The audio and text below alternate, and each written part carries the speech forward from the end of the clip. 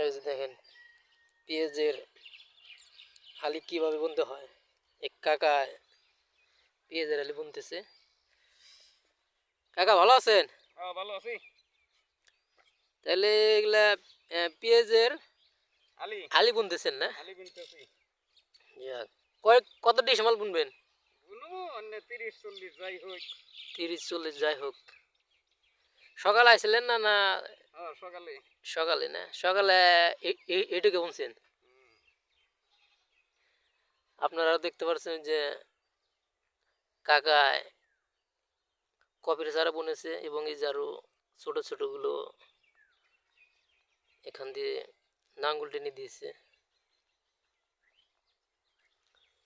তাহলে কাকার বাড়ি এই জায়গায় না? এই জায়গায় যাক, এগুলো তো আপনাকে নিজস্ব না কোনো?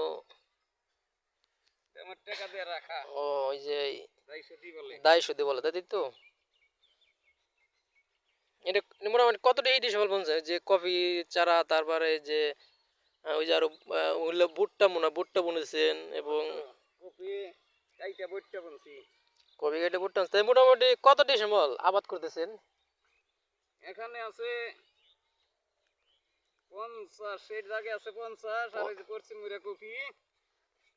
ওই যে পশ্চিমের ওই কফির হলো ওটুকে মোটামুটি কত? ওখানে আছে 15-16। 15। আর এই যে কালি, এই যে পেঁয়াজের আলি বুনতেছেন এটা তো এই 50-এর দাগেই। 50-এর দাগে না মোটামুটি 4-5 মনে হয় না? হ্যাঁ। আর ওই যে আরো 4-5 কপি নতুন চারা লাগিয়েছেন। আর ওই যে ভুট্টা বুনছেন, ভুট্টা তো মানে আপনি কই না? হ্যাঁ। ঠিক আছে কাকা, তাহলে ভালো থাকেন। আল্লাহ ভরসা। আল্লাহ ভরসা।